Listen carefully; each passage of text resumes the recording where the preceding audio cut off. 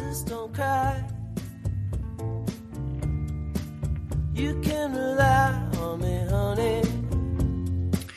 Welcome everyone to another episode of The Armchair Philosopher. I'm your host, Sean DeRager. Thanks for joining me and taking a little bit of time out of your day to, talk about religion, faith, loss of faith, all the kind of stuff that goes on in our lives as we journey on this planet, hurling through outer space, trying to figure out why we're all here. So we're all on some sort of journey, and the goal of this podcast, this show, is to just talk about it. And I want to thank you for checking out the first two episodes. I started this podcast just kind of on a whim, just because I was, wanting to hear these kinds of conversations, and the podcast I was finding, was listening to, what didn't seem to be supplying, what I wanted to do. So I figured, what the heck, I'll start up my own podcast and just, try to talk to someone every week who has a different view on things and see where the podcast goes. And in the meantime, share my story and, hopefully as more listeners hop on and listen to the show, we can start having more of a conversation. This week we're talking Christian music. And as someone who was raised in a Christian home, I definitely have Christian music is a huge part of my life. So something that is definitely part of my DNA, being raised in a Christian family, and secular music wasn't the biggest hit in our house. So I was not forced. It was suggested that I listen to Christian music, and I did find a lot of Christian music that I liked. I spent preparing for the show a lot of time listening to stuff I used to listen to, and it was pretty tough to go back and hear because it was rough. But it is fun to revisit, and I'm planning on, hopefully it'll work out, but doing kind of a companion show within the next few days with me and a few buddies from back in the day, all talking about our kind of Christian music that we've liked, and hopefully play, I think we're going to try to pick like 3 or 4 songs each and play those for everyone. And it should be fun. We'll talk about it, reminisce. And definitely if you have a story about Christian music, I know that I put the call out on Facebook and Twitter. If you have an interesting story with Christian music, positive or negative, I would like to hear about it and read your email on the show and hopefully share a couple songs of you guys as well. So we'll see how it goes. My wife is actually going to be having a baby this month, so I'm not sure how steadily I'll be able to keep up with the show this month and in the next month or so. But I'm going to keep these coming as often as I can, and I know there's a lot that I have planned as far as people I want to talk to. So hopefully this week we get another kind of a 2.5 or 3.5, right? So I guess that's how I'll do the bonus episodes. With some actual, just, an hour of just Christian music and me and a couple of friends reminiscing on it. So we'll see how that goes. But, this week I'm talking to a friend of mine, named Joey Avalos. He plays in a band called Stars Go Dim. He played in a few Christian bands. Back in the day, I was on tour with him when he was in a band called Justified. So, he's actually worked in the Christian music industry. He has a Christian booking agency. I think management. They manage bands. And, just going to talk to him about his experience with Christian music, and we'll see where it goes. No real agenda with it. We'll just kind of, talk about it and I guess see what happens. So, let's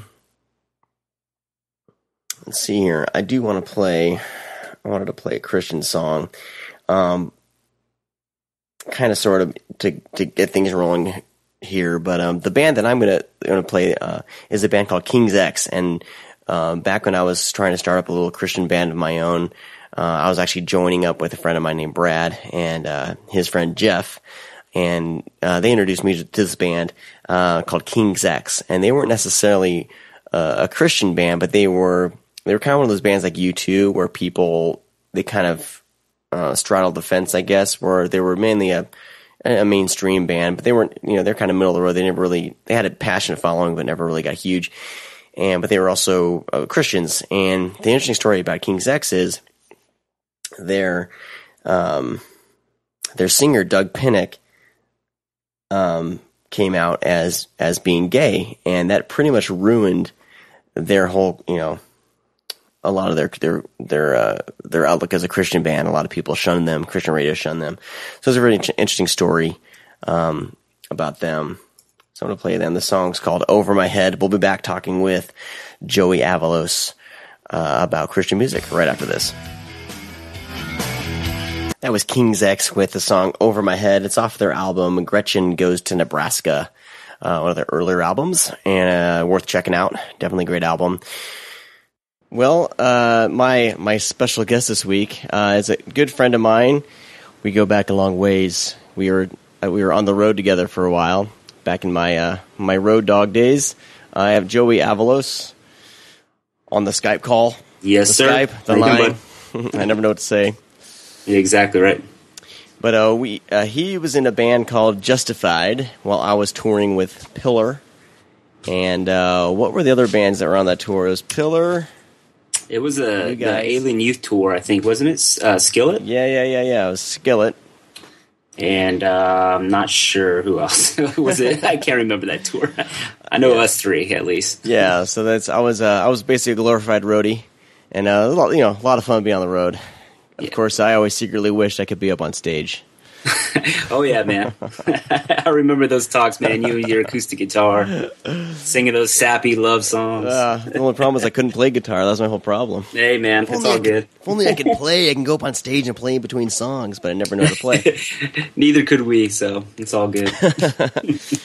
So Joe and I, we talked quite a bit, and I was trying to figure out what to do for this week's show, and I was thinking, man, it'd be fun to talk about Christian music. So we kind of come from different experiences with Christian music, and Joey, I'll go ahead and give my little brief experience with Christian music, okay. And we'll just launch into this. I mean, I really don't have like an outline, so we'll just kind of launch into it and see where this goes.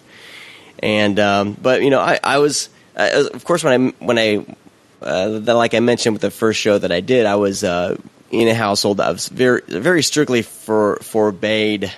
Forbade, is that a word? Forbade. Because secular music was forbidden. So we had the option to listen to Christian music, and I remember my parents let me listen to Mike and the Mechanics, even though that was like the only like secular music I remember listening to when I was really young. Was Mike and the Mechanics? Nobody knew. No, that's not the right one. I was thinking Michael W. Smith. That was the second thing that let me know. Shoot, what's the name of that song? I can't remember. Anyway. Mike and the Mechanics. I had a little cassette of that, and of course, I had the Beverly Hills Cop soundtrack. That was allowable. That's awesome, man. But as I got older, I think they tried to rein things in more, and it's which you can't really fault your parents too much for that, because they're just trying to protect my young ears, which is fine. I totally don't let my kids. They're really young, so I totally get where they're coming at. So I had at a very young age. Experiences with Christian music, Michael W. Smith, like I randomly launched into, trying to sing the wrong song. Michael W. Smith, of course, Amy Grant. There's like a lot of kind of like praise and worship stuff that they had. It was very like not hippie, but like acoustic. Like I remember a lot of the Christian vinyls. Everyone had really big hair and really ugly clothes on the vinyl things. And so that was my young experience with Christian music. And then, of course, growing up, I wanted to listen to more like heavy metal stuff. I was into Bon Jovi and everything like that, and of course the Christian alternative to like Bon Jovi and stuff was Petra. So I listened to Petra, and there was a band called Tourniquet. They were a bit heavier. It was pretty funny because everything that I wanted to listen to in the secular realm, there was a copy of it in the Christian realm. Of course, I was into Metallica, and of course, I couldn't listen to Metallica at home, but I could listen to Tourniquet. But my parents even had a problem with some of the Christian bands because the covers were were all like, they're like demons and stuff on the covers, but of course, they were drawn as like an angel slaying a demon or stuff like that. You know what I mean? Right. So I guess that's my brief experience with Christian music because it was very much an alternative to listen to, a safe thing to listen to because I loved music. But it was what I was allowed to listen to safely at home, and I really got into it. I thought that I was doing the feel like I was doing the right thing by listening to the Christian stuff. But of course, when I was around my friends and everything like that, I would always like kind of hide the fact that I was listening to Christian music because I always felt like weird. Like, you know, they would think that I was a weirdo for listening to a Christian band. And then I got an MXPX, of course, like everyone my age who would liked punk rock and Green Day. We all started listening to MXPX. Mm-hmm. And I don't know, so that's my brief like young experience with Christian music. So it was very much a huge part of my adolescence, going to those Christian concerts. And I went to Cornerstone in Bushnell. Is it Bushnell, Illinois? Yeah, I believe so. I went there a few times, and that was awesome. And you know, Christian concerts all through youth group and stuff like that. So, but I know you have a different background with Christian music because you weren't really raised in a Christian family or anything like that. You were just what's your experience with Christian music? I guess before you actually started working in it. Well, the funny thing is like I was raised in a Christian home. My mom would go to a church, and I would go with her. I was more of a holiday Christian, you know, go on Easter and Christmas Eve kind of thing, and then some random Sunday schools and stuff that I remember. And I did some summer, whatever you call them, Sunday school kind of stuff. I don't even know the terminology. That's how green I am with the early church stuff, man. But really, my Christian music industry stuff came out when I was like 17, 18. I didn't even know there was such thing as Christian music besides like hymnals, you know? Yeah. You know, I actually, some good friends that I started a band called Justified, they were Christian guys, and I guess I was a Christian guy. I didn't know what being a Christian really meant. So it was just like, okay, yeah, I believe in God or whatever. But my guys, my friends, they were making a lot of changes. The guys in Justified, the two brothers, we were a 3-piece rap rock band. And this is around when I was like 17 years old in high school, and they were making some changes in life and going through some stuff personally. And I saw this positive impact they were doing in their lives, and it just intrigued me, you know. It's like, wow, you know, I really admired it. And of course, they're musicians, and we all enjoyed writing and playing music together. And they told me they were starting a band, you know, and it was going to be like a hard rock band or something like that. So yeah, you know, that sounds like a good idea. So I didn't know anything about Christian music. I wanted to be in a band with these guys, do something positive with our lives or whatever. But their dad at the time was, I think, kind of like your dad or your family, kind of giving them like secular music is kind of, you know, kind of bad, you know, the message is not good. They bought them like DC Talk. That was the first band I think I've heard of, DC Talk, Jesus Freak, and then POD and Project 86 and Blindside. That's my introduction to Christian quote unquote music, you know. So cool. Yeah, for those of you listening to the show who aren't necessarily, you know, aren't Christian, or even if it's new to you guys, it's like I guess I'd briefly explain what Christian music is, and everyone's probably, I guess by now it's kind of hit the culture because of POD. I guess maybe a lot more people know about it. But I mean, it's like it's a subculture of music. It's a Christian. I mean, it's a full on splinter of the music industry that markets the music directly to Christian teenagers, Christian young people. There's full on Christian record labels, Christian booking agents. Book shows through concerts through churches, and it's just this whole subculture of music that I don't know if it's leveling out now. I've kind of, as I've gotten older, distanced myself from listening to anything in the Christian music arena. If there's a band that I like and I find out they're a Christian band, that's great, but I don't really follow it too much anymore. But for a while there, it seemed like in the 90s, it's like business was booming. Right. Like DC Talk came out, and their album Jesus Freak it blew up. I mean, it was being played on like quote unquote, you know, secular. And if when we say secular, it's like that means not Christian, basically. Right. I don't know if that's a Christian. That's a word used a lot in Christian discussion, but they're playing on mainstream radio. They got huge. I mean, these guys were young and making tons of money all of a sudden. And I think they were the first the Christian band to really kind of, I guess, blow up, you know, get huge. I'm not, you know, I don't really follow. Yeah, the history of Christianity, music, whatever. I really don't know. You know, your friend from last week probably knows more than we do, since he seems like he studied the history of it. Yeah. I just know from experience, and I just know they got huge, and everyone knew who they were, and a Christian band was starting to make it big because you would see them in Target. Yeah, you made it big. You're in Target now. You know, there was the band Newsboys. Got pretty big for a while there, and so yeah, it's kind of a funny thing looking at it from the outside looking in, once you kind of have been through it and kind of worked in it. And I saw a glimpse of the Christian music business by working with bands, and I was involved with the kind of not a booking agency, but they were a management company that were managing pretty much Christian bands. So you kind of see the tail end, and being on tour with a Christian band, you kind of see like the pressure, I guess you can say, that some Christian, people in Christian bands are under. Did you see any kind of, when you guys were performing, pressure from like a youth pastor putting on a show? Did you and I know I did. I'll talk about it in a second. But did you? Oh yeah, for sure, Sean. I mean, you got to understand, it's still like, it's weird that we started a band in 1999, so it's on the verge of 99, 2000. We started really touring, and we're in that rap rock scene, taking the place where POD left when they went more mainstream and got a major label. Our band kind of played where they couldn't play anymore, the smaller shows. So we played a bunch of festivals where we've been told, hey, actually lies about us.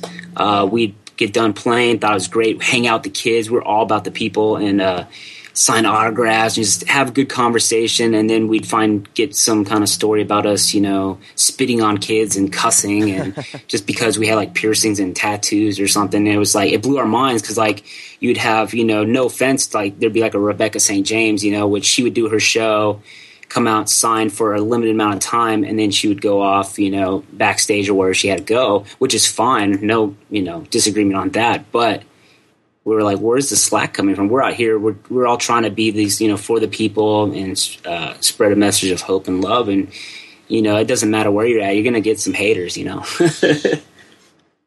Yeah. So my experience, you kind of see this all the time. And really, I want this discussion to be kind of lighthearted, so I'm not going to get too like pissy about anything, because it's all really when you when you look at it from the other side. At the time, I remember kind of getting all upset about certain things, but seeing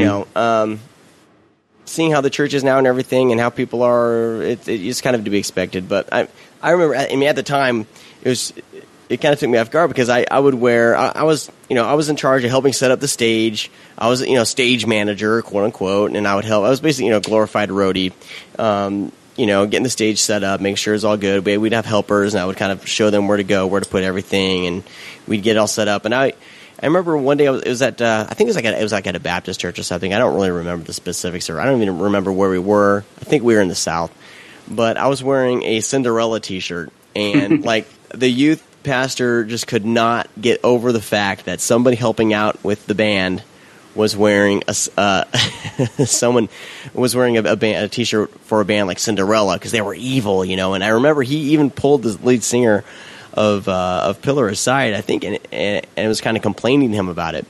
And they didn't make me change my shirt or anything, because they kind of shrugged it off and were like, whatever. But it was just really funny that someone would make such a big deal about a t-shirt that a road dog was wearing, Oh my gosh! And it's just things like that you encounter while working in the Christian industry, not necessarily from anyone in the industry, like any of the bands, but it's based off of like expectation of others in the churches, that you're going to come in and everyone's going to be this pure little angel, and put on the show, and it's really funny how that perception that people have of Christian bands, So yeah, it's almost quote unquote bad marketing.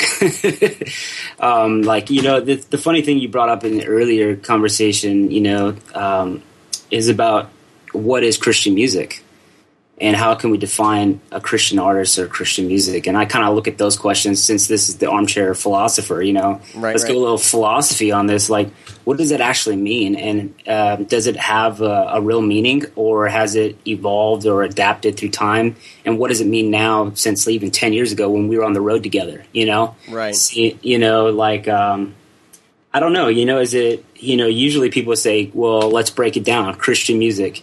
Well, it's usually, what do you need to be a Christian artist? Well, you probably have to be a Christian, I would assume, Yeah.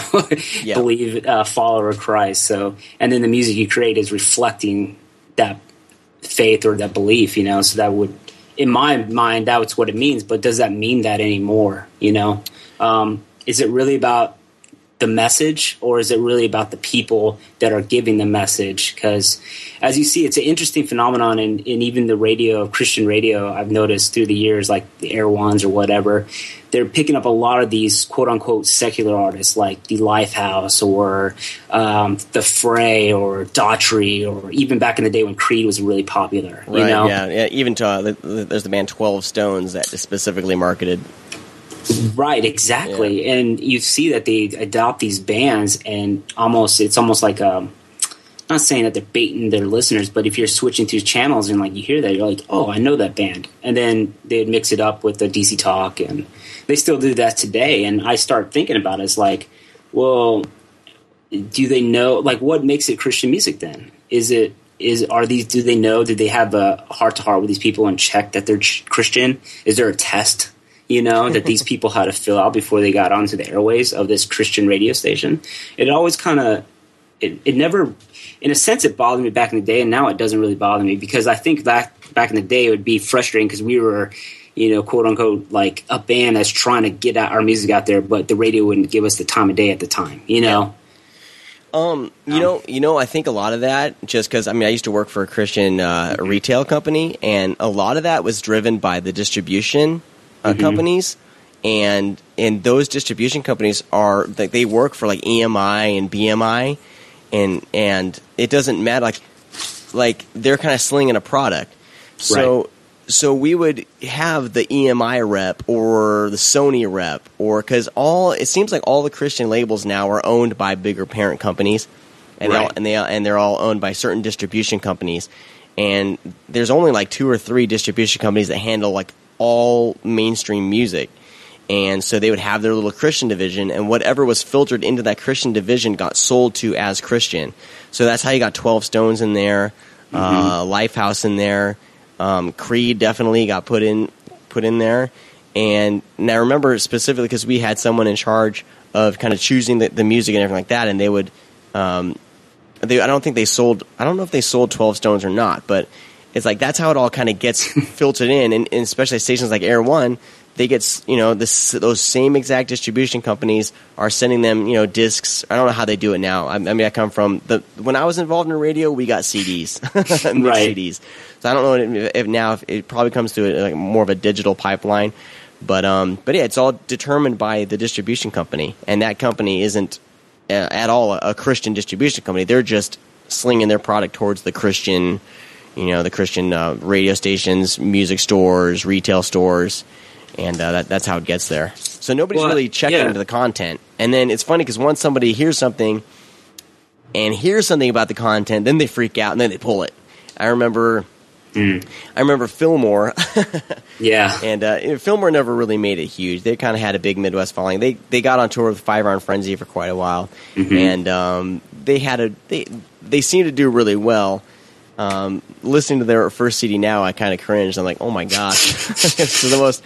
I love the guys. I love the guys. Justin and Cale Griman are awesome guys. But the first album, and I'm sure they would agree. And Brett Schoeneman, drummer. That first album was so uneven, and but I remember they wanted to do something a little more like musical, like better, like they really wanted to hone their sound, and they and I think they were a little bit jaded with the Christian industry too, so they decided to do an album cover with their shirts off, and their hands were covering their nipples. And, I remember that. And I remember that like caused a gigantic stir in the Christian music, in the Christian stores, and they put a sticker over the picture of the guys with their shirts off. So it's like that kind of stuff always has cracked me up about the Christian music industry. That 3 guys with their shirts off it just caused such a stink and had to be censored. Right. Well, I think you're right about the distribution and stuff, and I think it has slowly changed more to the point of the content, like a positive message. That's why I guess if this turned into debate, debating on what is Christian music, is it really about the person? Is it about being a Christian, or is it more about the message? Say hypothetically, if a guy doesn't believe in God or whatever, writes a song that has a very Christian message, say like a love song, or it's talking about hope, would that be considered Christian music, if it gets played on there? And what if it got played on there, Right. Those are the kind of stuff I think about. Like, is it all an illusion, Is it all an illusion? Because it depends on the purpose of having a Christian music industry. What is their main purpose? And is it a unified purpose? Do each label have their own purposes? Which I think tend to agree that not all labels are created equal. There's some that are targeting only to Christians. There's some have an outreach kind of more point. So they'll take more of those bands that are vague or ambiguous when they write their music and their message and stuff. And they could be quote unquote Christians in a band. You love that. But it's interesting, man, to see the psychology of how it all comes together. And if it is just an illusion, maybe we just create this thing. Is it a good thing? Can you debate if it's real, or is it something we just made up to target to Christians when we think that we're really trying to get some outreach out there? Can we do it without being considered a Christian industry? I don't know. I guess that's the question I want to ask you. Do you think it's good to be called a Christian industry, or do you think it actually does more harm to their message? Well, I think it started out positively. Like, if you look at the Christian music industry and when it really started gaining momentum back in the 80s with Stryper. And as far as Christian rock, right? Christian targeted more towards young people. Right. And I don't know if Stryper was on a Christian label. They seemed to go mainstream. Because I remember having my cousins weren't necessarily considered, huge. It wasn't a huge Christian family, and they were into Stryper. But it kind of just started ramping up from there. And I think it all came with good intentions as far as getting a message out. Right. I think people saw kind of a new avenue. Music wasn't as like the culture was changing, so there was kind of a more of a positive spin being put on rock and roll, because for a while rock and roll wasn't considered Christian at all. If you go back to the 50s and 60s, I mean, exactly. like Elvis and Buddy Holly and those guys freaked people out, and then the Beatles came, and the Beatles scared the heck out of parents, so so the culture was changing with music. So finally there was an opportunity for it to be used as a ministry tool. So I don't think it was ever started to become a gigantic business. I think that's kind of what happens once you start marketing things and things start going well. It turns into that. I mean, look at if you look at super churches, right? Right. All these gigantic churches, that really wasn't their intention. The pastor wanted to start a church, So I don't think anyone really back then really wanted to start anything to make tons of money. Of course, now that there's just people looking to make a buck, and they're looking at it as just another target market. So, of course, they're going to market to Christian target market. So, but I think from bands and stuff, I think most of the bands really, if you're an artist, you really just want to get a message out. And some people want to use it as a ministry tool, some people don't. But I think the perception is is kind of how the listener, how the fan or whatever, right, puts onto the music and onto the artist and onto the lyrics. And I think there's kind of a two-way street going there. Right, exactly. I always use this thing: if God is love, does it make Kenny G or Lionel Richie's music Christian? Right. Like a lot of that kind of stuff, that philosophy of the message. Especially if you're talking about the message of Christ. What is his message? And when you write music like that, is it that we put God in a box? Or is God really in this box? Why does it have to be only a certain thing? We used to call it back in the day called the Jesus quota. And I feel like that quota is definitely like, how many times can you say Jesus' name in a song? Right. And if you didn't have that, you wouldn't get played on the radio. Right. Or it would be unlikely that you would, unless there was some freak, episode you got on a TV show and they had to, because, I mean, they want to jump on anything that's popular and has a label that supports their thought and mindset. So I look at that, it's like, I've seen that even dwindle. A lot of labels are more open. Christian labels, As long as you thank God in the liner notes. Yeah, if there's even that, man. We're in a digital format, man. Who's making CDs anymore, it seems like. Yeah. Where is the liner notes, man? But, the Jesus quote has always been interesting to me. And just seeing how Christian industry has kind of evolved, the music stuff. And I think in a sense, it's like, I don't know, man. I don't know if it, I think I've heard in your other podcasts, you're talking about why is it just seems like the Christian industry is just, there is a Christian music industry and not other religions or any thoughts. Right. But I would have to disagree, because I've actually done some research. Really? And, there's Muslim record labels. Cat Stevens started one called Mountain of Light. Oh, wow. There's Hindu, New Age. I mean, even the Mormons have them. Even, quote unquote, if they think they're Christian, whatever that debate. Mm-hmm. I mean, they have their own record labels. They do it. They just might not be on the forefront of, because the Christian industry has been doing it longer, right. Or it has multiple labels that have, the marketing. And it's interesting, man. I think about reggae, man. Reggae music. Yeah. It's funny how it seems like, to me, only my point of view is like seeing it, how it seems it's more acceptable. But most of reggae music, quote unquote, real reggae music, is preaching Rasta, And, I don't know if it's because of the whole drug, social acceptance kind of thing that gives them you can talk about Jah and love and all this stuff as long as it's okay to smoke weed. I don't know. I don't know why it feels like it's more acceptable in the mainstream markets than like you say, hey, this is a Christian rock band called Third Day, right? And say, oh, that's just Christian music, Well, I look at it now. I think now it's gotten to be kind of just like a subculture of music, kind of like country, or right. There's the country stations, there's a Christian station, there's the mainstream station, and it's funny talking about this because really, I don't really listen to radio at all anymore, and we talk about Air One, and Air One is this big Christian radio station. Man, my wife will have it on in the car. She likes it, and I personally I cannot stand that station. I cannot. I can't.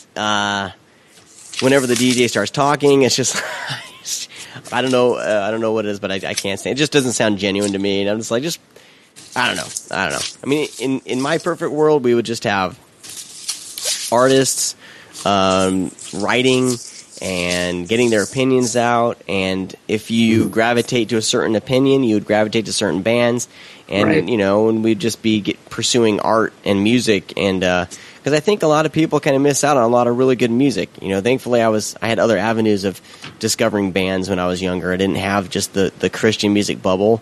I was a huge music fan, so I sought out just tons of stuff.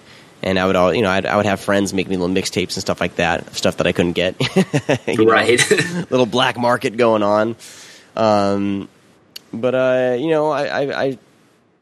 It's weird having this subculture of music that people think, if I just listen to this, I'm gonna be fine. I'm gonna be on the right path, and I'm not gonna be corrupted. And that's what a lot of parents at the time, and I really think like the culture has changed. Parents really like. If I look at all my friends right now and who are parents now, and we're really not like that with our kids anymore. I really don't think the mainstream of Christian kids these days are really going to have the limitations, I guess. And I think we're going to take a quick break right now, and we'll come back and finish up this conversation. After this, I wanted to play one more song. This band is one of my favorites. Once I started listening to actually good Christian music that I actually really like. This band's called Stavesacre. And the song I'm going to play for you is off of their album Speakeasy, which is by far my favorite of their albums. And the song I'm going to play for you is Minuteman. And we'll continue talking to Joey right after the song. I talk with my wife about this quite a bit. How are we going to raise our kids with music? And I really want them. I want them to be able to listen to music. I want them to appreciate the music. I want them to understand what is being said in the music, because I do think that's important. And as an adult now, I mean, I fought it when I was a kid, and I got bitter and everything. But really, like, the stuff you listen to does, it does influence. But I want them to be able to make their own choices and have a discussion with me about why they like a certain song. I want them to, be able to talk to me about it. Instead of telling them, oh, that's totally evil, and that person sings that one song, so you can't listen to any of their music at all. I don't want to be like that. Right. And so, I think music can be appreciated, and you can get things out of it that you need to, and I think music's a powerful thing. I don't think it's something that can be discounted.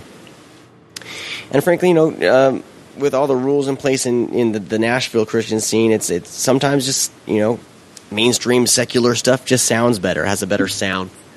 And that's why, that's why I was drawn to it more. But that's interesting what you say that, man, the sound, because I think you and I talked about this before. It doesn't matter what part of the country you are. You turn on a radio station and you come across a Christian radio station, you know it just by the sound. Yeah. It doesn't. You don't even need to know the music. Like if that artist, who that artist is, you just can buy the sound of it. It's somehow it's full. It's mixed. Like the vocals are always in front of the music. The vocals are never behind the music. There's always strings. They always end up doing strings, and organ is used a lot. You don't really notice it until you hear a Christian station, but organ is used. Quite a bit. I don't know. Maybe I'm generalizing. I'm sure I am, because I don't really. Like I said, I don't listen to it a lot these days. I'm a little less jaded about Christian music now, just because I don't listen to it as much anymore. I kind of just listen to bands and everything like that. So well, that kind of, like I said, it brings me full circle about like the purpose of Christian music. And if it is purpose to reach people, like, give the message of Christ out there, is it doing its justice for calling it Christian music? Right. When I think about it, I always thought about Christian music. It's like when you label something Christian music, that's what it's for. It's for Christians. And if it's about, about something they already know, all you're doing is basically give them another church sermon, that they've heard 20 million times, and maybe they'll get something out of it. Like, I feel like anyone can get out of any song. But is it really outreach music, or is it just for Christians? And that's always been the puzzling part of me, is like, how effective can it be if it didn't go under this umbrella of Christian music, if it was just like positive alternative, like, Air One goes by their little mantra. So, yeah, man, I'm just curious what you think about that too. The subculture of like, what's the purpose of Christian music? Since especially you, man, like, I've always looked at it, from me, I guess my point of view is that I look at it just being a positive influence. I wanted to always write music that would, make people think and make people get a positive vibe from it. And if it had about, help them through a hard breakup, a relationship, and it didn't meet the Jesus quota, that's all right. Because Christian, non-Christian, we all deal with love or hurt or loss. I mean, those are real feelings. And I think, music can speak in different ways than just giving a direct message of, what Christ did, back 2,000 years ago, Yeah, I think it's, I feel like it's always been, they've always hoped to use Christian music to kind of get people into one building and into a concert, and then they would try to, like I said, but each band's different, though.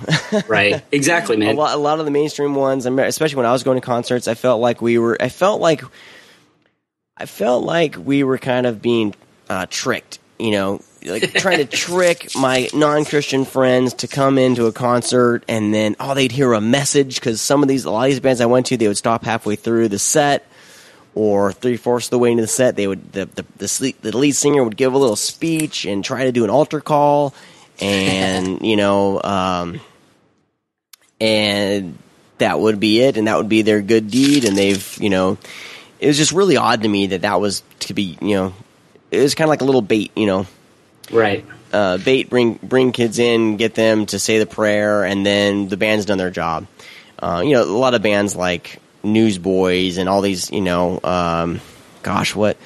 so many these quote unquote mainstream Christian bands that I went and saw. They did that kind of stuff.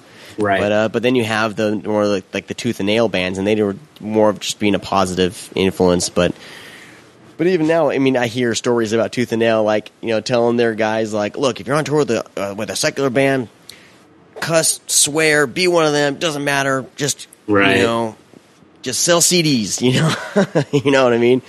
So, right. There's a lot of stories I hear about those bands kind of struggling with that, and certain members being kind of kicked out for not, you know, being as cool as the other guys, and they were kind of, there was one guy trying to walk the straight and narrow, and he kind of gets shoved out of the band and everything like that, and you know, so I hear about stuff like this all the time. So it's really hard to put Christian music into one category kind of thing. Yeah. Yeah, I agree with you, man. I honestly, like, on the positive note, too, I think there needs to be some kind of industry for this kind of message. When it comes to religion, if you want to speak something about your belief system, you know, for main reasons is because, like, if they could just go to a major label, say, as we quote unquote secular label or something, it's been looked down upon for many years. Still is, in a sense. Right now, it's kind of changing a little bit because people just want to sell records. So they'll, you know, if a Christian band is selling records, a major label is going to see how they can make money off that, you know. But back in the day, if a major label found out you were a Christian band, most of the time, as you know, there's we don't really have a long list of major label bands that are also Christian crossovers. It's really small, but most of them would look down upon it if they found out you were a Christian, just because they wanted nothing to do with it, you know? Yeah, they feel like it would get in the way of, like, drink sales at a club or whatever like that. Yeah. And a lot of the major labels, you know, are owned by, you know, Jewish people too. So if their ideology is not meeting up on that too, you know, that's definitely something they just don't want to be a part of it too, you know. It's come across through the years and stuff, you know. It's definitely interesting to see how Christian music, you know, to me, it's like it needs a place because, like you said, if people really want to have a message and want to speak a truth they believe in, I believe you can, you know, if we have the means to have a platform and create a platform for people, I'm just wondering if it's doing itself a disservice by, you know, it's almost like any other thing. It starts getting a thing, like you said on everything, most Christian music sucks. That's what you said, you know, and I think a lot of people share that mindset. So when they hear the term Christian music, they automatically, oh, that music sucks, even if they don't hear it. You know, It goes around like crazy. And just like you were talking to your friend last week who's an atheist, you know, it's just like the word atheist. You know, like I remember, you know, I know a lot of people, when they think about it, they think, oh, that guy worships Satan, you know? Yeah, you know, the whole... I think labels do more of a disservice, right, with music. I think, but someone like my wife, she kind of likes that. It's kind of a safe zone. She knows that she can listen. She likes Christian music, and to her it benefits her, and she has it on the car, and she feels like she's lifted up, and she feels good while listening to it. So it's funny because there is certain people that do like it, and there is a market out there, you know, and that's why I'm for it. You know, I'm no matter what you believe or disagree or don't believe in, I think there needs to be a place for, you know, because music is universal, you know, and if they can't get their music out one way and then build their own platform, you know, a Christian music industry, then so be it. If Muslims want to do that, let them do it. I mean, if they feel like they can't get it out in other means, you know, in other avenues, you know, then it is what it is, you know. I think. Yeah, I think I just got so jaded with it. maybe it's a personal thing, you know, and you know, I guess I just didn't like the. I guess I had here's the problem. I had a stigma with Christian music as being an all-encompassing safe thing, right? And that these Christian artists were held up on a pedestal of being, you know, close to God or really good people, you know. And when you are young and you look up to these people. And you don't realize that they're human too, and when they fall, it is a huge blow to a young person, a teenager. And it wasn't until I started being more realistic and learning and knowing people and getting to know people as I was getting older, working with Christian bands, it's like, oh, you know what? We're all, if you follow what the, if you believe what the Bible says, it says we're all sinners, right? So why would we put these people on a pedestal? They're sinners too, So it baffles me, man. I think that's where it goes wrong, man. It's pointed at us as a culture and not as a community that we can't put people on pedestals. It's like, it doesn't make sense. They're going to fail you. Right. Yeah, that's what I'm saying. It should be more, let the music, let the message. That's what I was trying to say. Is there such thing as Christian music? If it's really more about the message, and if you can get some positive, if you want to say Christian is positive, like you're saying, a safe place, does it matter? It has a label on whoever it is, who the people are actually writing about it. If a song speaks to you in a positive way, then isn't it doing you a good service? Yeah. And that's kind of where I'm at with it. Yeah. Like, I think, like you said, Christian music to me is for Christians. So there's a place that Christians need to hear what they believe. And I'm all for that. I'm definitely not against it. But I've never, coming from a person that's, outside, Christian music never affected me probably as much as someone that's grown up in a church all their life. Right. And so I'm kind of giving that to people. It's like, well, if your purpose is to reach the people like me, it's not working for me, honestly. Yeah. Yeah. I like to hear a good song, and if I can relate to the song and it means something to me and I like the music, I'll dig it. But if it's just you're trying to preach at me, I've always been kind of turned off by that. I feel like you're speaking a language that I didn't understand, Yeah. Cool, man. Well, I don't know if we got anywhere. I don't know if we solved any problems or or put new insight on it, but I think oh my. Well, it depends on what your goal is, man. I think it's more. I think for your audience, I think is the misconception of what Christian music is and Christian industry. I think if you go into it, and this is my observation of being touring, and I've played in some of the biggest Christian bands of all time, and going around, and just people are people, man. They're going to have good days, they're going to have bad days. They're going to fail, they're going to try to do their best, but they're not always going to succeed, and I think as we all be forgiving to people that, that we understand that we're not perfect. No one's going to be perfect. It doesn't matter what religion you are, you're going to fail. You're not going to agree. We're not going to agree. But if there's some way we can universally come together through music, I'm all for that. Yeah. That's what I'm a more person. If we can somehow meet in the middle of, I think everyone can get behind hope. Hopefully. Yeah. I think so too. Yeah. All right, man. We're ending. We're getting close on time. I have to wrap it up here, but okay. Thanks for chatting, man. It's kind of a free thought. Like we're just kind of going off the cuff conversation, which is awesome. There's like Christian music and stuff like this. Like there's such a huge. I know there's a friend of mine who's a worship leader. I totally want to talk to him about music and how worship music affects him and everything like that. So music's a huge part of our life, and I guess I need to put I need to put a kind of aside my jadedness to Christian music, because as I do see that there is a positive side to it, and but you need to kind of be realistic, I guess, is my point, is just be realistic. Right. And yeah, it's a business, and it's going to market to people, and the whole thing with my kids, I don't want them to have a false pretense on this certain singer that they're listening to, because that person's going to fail. And you see it with pastors, you see it with everyone.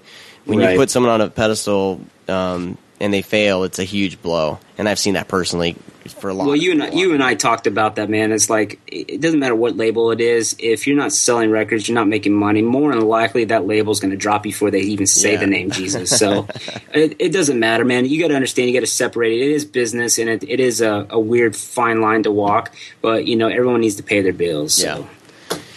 Right on. All right, man. Thanks for chatting with me. Yeah, bud. My guest is Joey Avalos. I didn't say that enough. And Joey, you're in a band called Stars Go Dim. Yep. So people should check out your guys' stuff.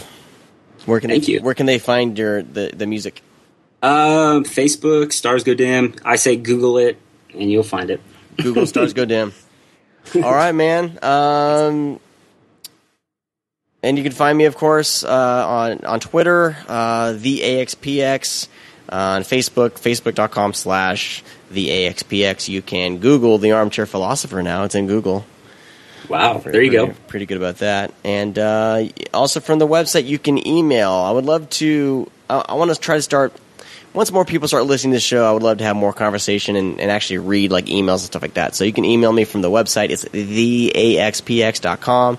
There's a contact button there. Just send me an email. Find me on Facebook and on facebook.com/theaxpx. Send a message my way, or start commenting on all the crazy stories that I post that both make people happy and piss people off. So I'm all encompassing, I guess. Yes, sir. All right, and next week I have no idea who I'm talking to, so just keep checking on the Facebook, and I'll let you guys know who I'm talking to next. I'm hoping to talk to a pastor who has a really cool kind of backstory. I want to call that episode Finding Faith, since I had an episode called Losing Faith. I want to try and balance it out with an episode called Finding Faith, so we'll see where that goes. Again, thanks to Joey, and all you guys have a great week. Talk to you next week. Bye.